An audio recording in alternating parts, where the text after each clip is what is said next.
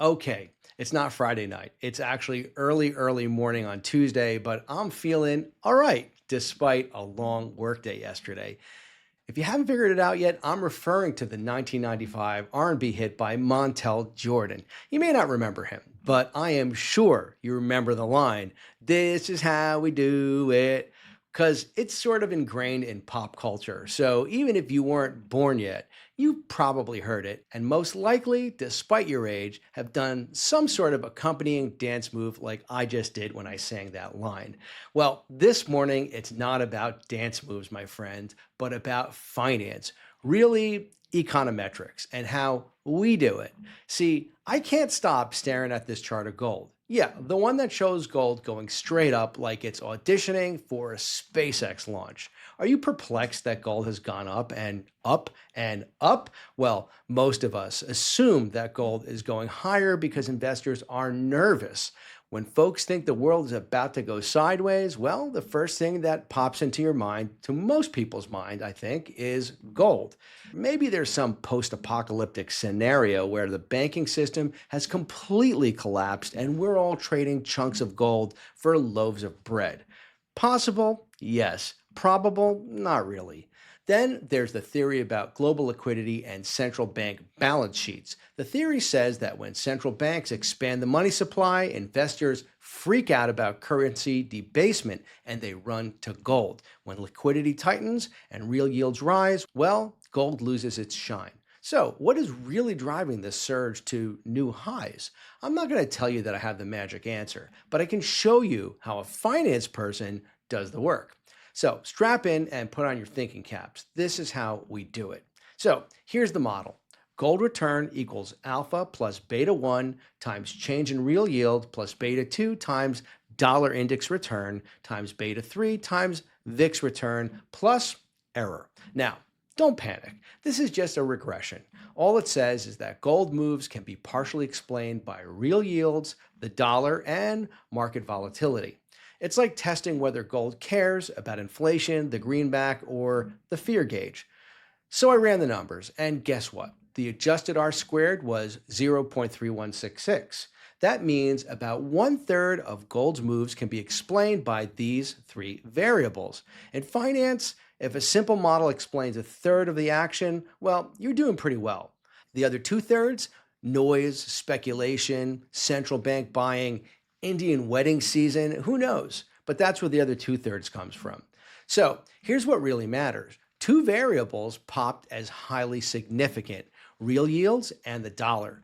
Both had tiny p-values, and if you look at the results, you'll see three asterisks next to them. The VIX, not at all significant. Look at the coefficients now. They tell a story. Real yields move down 1 point, gold gains about 6% in a month. The dollar drops 1%, gold gains almost 1%. The VIX is just noise. Sometimes yes, sometimes no. And this all makes intuitive sense. You see, gold doesn't pay interest. If treasuries are giving you negative real returns, well, suddenly gold looks pretty shiny.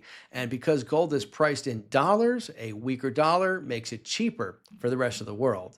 The VIX, sure, during crises like 2008 or March 2020, volatility pushes people into gold. But most of the time, the relationship is weak, and these numbers show it. Then I pulled one more chart. It shows actual monthly changes in gold prices since 2005, and we compared it to what our model predicted. The red line is reality. The green line is what our model says should have happened. And if you just eyeball it, you see that the fit is pretty good. So let's step back. If you're trying to understand gold, focus on two things. Real yields. When inflation expectations are high and nominal rates are stuck, real yields drop and gold rallies. And the US dollar, when the greenback weakens, global demand for gold rises because gold looks cheaper to the rest of the world. Everything else is just seasoning. Sometimes it matters, sometimes it doesn't, but it's clearly not the main ingredient for our recipe. Now, let's be clear. This model doesn't explain everything. It never will. Markets are too messy, too human. The other 66% is all about things that we cannot measure easily. Stories, headlines, central bank stockpiling, psychology, and yeah, sometimes just plain old speculation. But the big takeaway is this: gold isn't some magic, perfect hedge against inflation or against the apocalypse. It's not a simple fear trade, it's a market asset with some very clear and measurable relationships to real yields and to the dollar. That's the core truth. The rest is just noise. And noise is what makes gold both frustrating and fascinating all at once. So, the next time someone tells you that gold is all about global liquidity or that it always goes up in a crisis, remember this model. Remember that one third is predictable and two-thirds is gold just being gold. So, how long does this rally last? Well, look at TIPS yields, look at the dollar index. That's at least a third of your answer. And yes, this is how we do it.